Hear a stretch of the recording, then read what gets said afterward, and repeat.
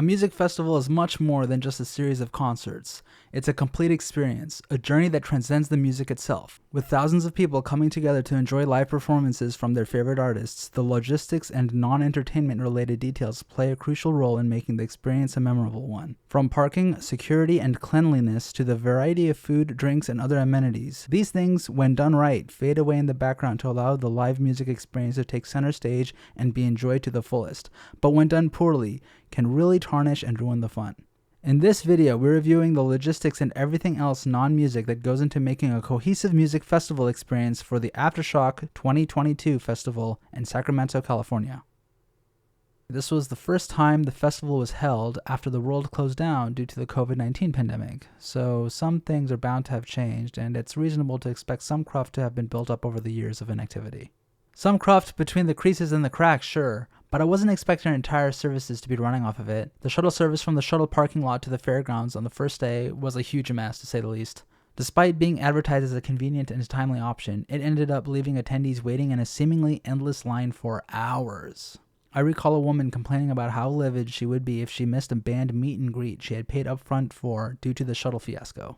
It was a clear indication of poor planning and lack of foresight, and it definitely put a damper on the beginning of the festival. The festival organizers were well aware of the problem shortly after the large accident occurred which caused a traffic jam, but in spite of that, nothing was really done in the following hours to rectify the situation. I heard that several people were stuck in that line for upwards of 4 hours, and some folks were saying they saw people walking 5 miles from the parking lot to the fairgrounds. From my dashcam footage, you can see as I turn into the parking lot, there are not very many buses queued up to load people. And then, as I make my way to the back of the parking lot, you can clearly see the line for the shuttles extend this far back.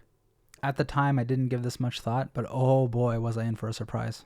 There were actually 2 queues, one extending to the west and another one which extended to the east. The west line was far longer than the east one, and I noticed several folks seemingly walking ahead towards the shuttles. Some of them turned back and headed back to the beginning of the western line, but some of them didn't come back. I assumed they discovered the eastern shorter line and got in there. I was stuck in that line for 2 hours 45 minutes. We were waiting several minutes between buses.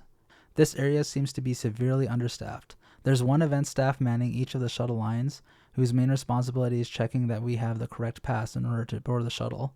Their secondary responsibility is counting how many folks board each bus and ensuring the shuttles are as filled as possible before departing.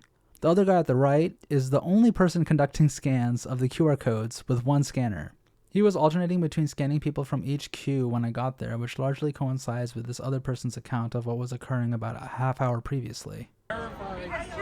We were right by the guy. One for this line, one for the other line that's like this. Scanning each one. And then I asked him about ADA and he said, oh, just get in that line and they'll take you right on. And I'm like, how are you supposed to figure it out a pass? You can't. So I'm gonna get out. I'm not gonna get out of line. no, to go get in the front of the line. And then people tell me, oh no, you need a thing. Right. So what this man is saying implies that there was little planning or thought for folks with disabilities, often referred to as ADA. All we had were QR codes that needed to be scanned in order to prove that we bought tickets for the Shuttle Park Ride, at which point we would then be given an item signifying we had scanned our passes, so that in the future there would be no wait on scanning QR codes. But the major holdup was that there were 2 staff members with one working scanner at the time, scanning QR codes from attendees in both the west and east lines. Upon having the QR code successfully scanned, we were handed a plastic card for some unrelated event, but which was used in place of a wristband to prove that we had purchased the Park and Ride shuttle pass. At which point it was up to us to determine which shuttle line to get in. There wasn't anyone balancing the 2 shuttle queues to ensure that they were being evenly filled. This caused most people to line up on the left side queue for whatever reason, resulting in the shuttle to the right with hardly anyone in its queue to depart without filling to capacity. This was causing a whole lot of frustration, to say the least. Here's what others had to say about the ordeal. That's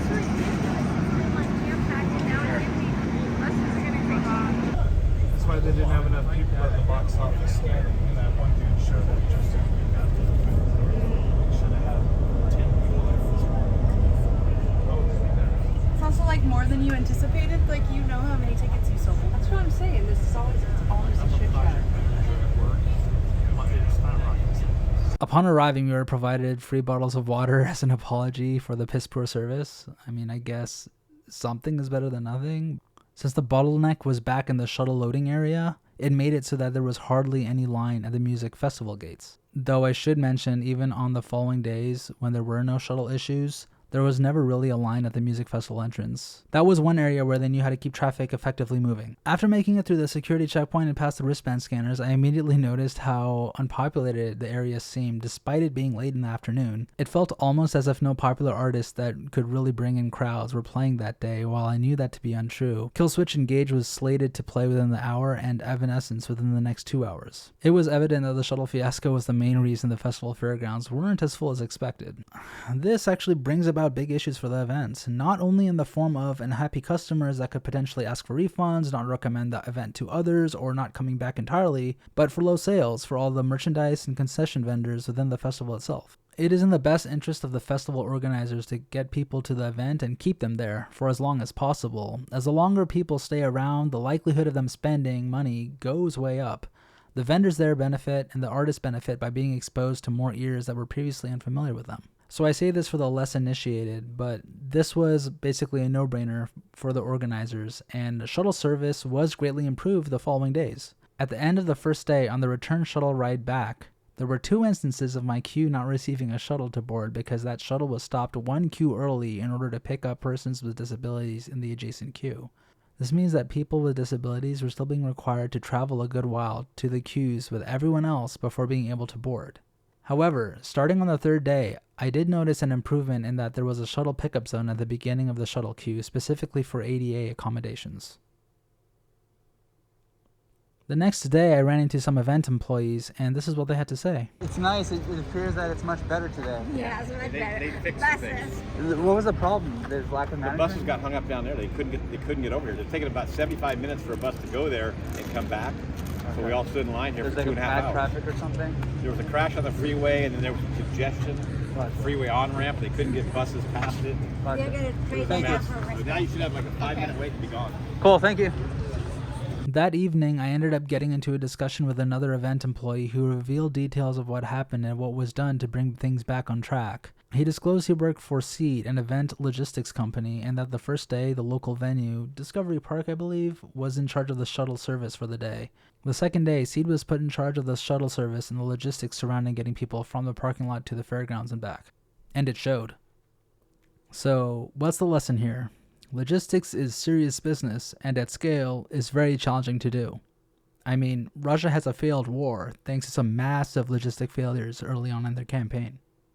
Aside from the shuttle service snafu on the first day, everything else appeared to go off without a hitch for the most part. I didn't feel like there were ever too many people in one spot, or that it was impossible to move through the crowds, which is in stark contrast to what I encountered on the last night of Outside Lands 2022. I noticed the bathroom areas were attended to better during the latter days of the event. At the end of the first day, it was very hard to find a hand washing station with any amount of water in it. After the first day, I noticed metal plates were placed on the ground at a few of the larger bathroom stations, which helped keep mud off shoes. And in later days, I spotted some event workers replenishing the water in some of the sanitation stations. Cell service was okay for me for the most part.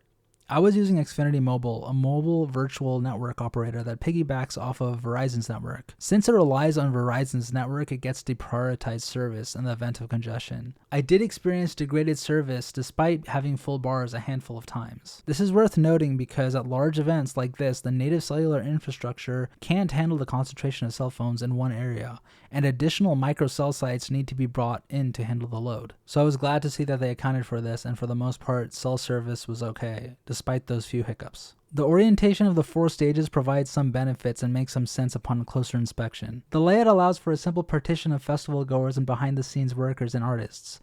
The 2 large stages, Shockwave and Jack Daniels, tend to alternate acts. And what's more, the idle stage plays the music and video feed from the other stage. This works well for the most part, but there is a spot between the 2 stages that does experience some interesting echoes.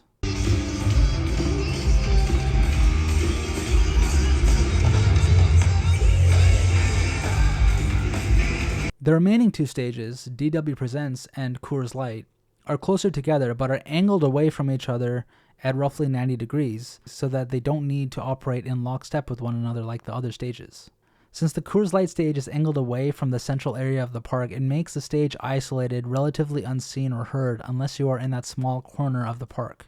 Since the DW Presents stage is facing the center of the park, it can easily be overheard and seen by more people, especially those leaving a recently ending performance on the Jack Daniels stage.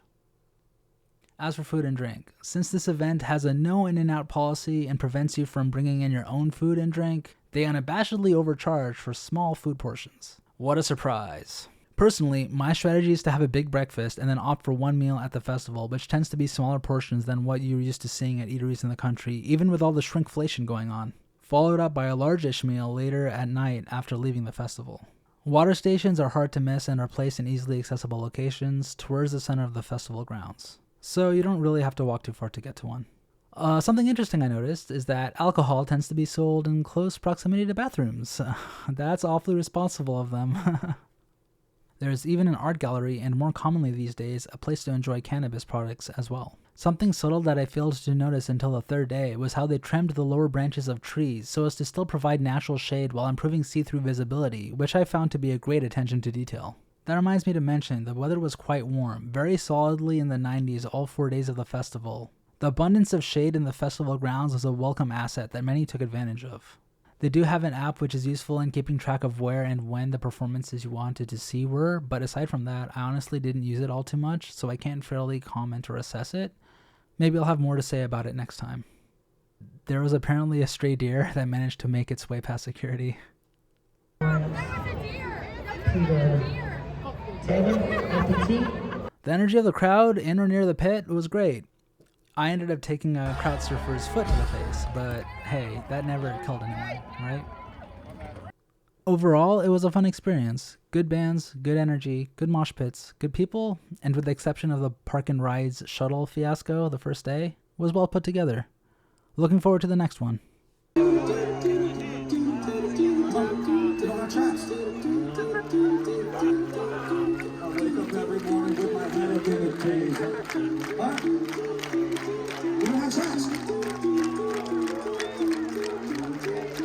Oh wait, they're fixed? Okay.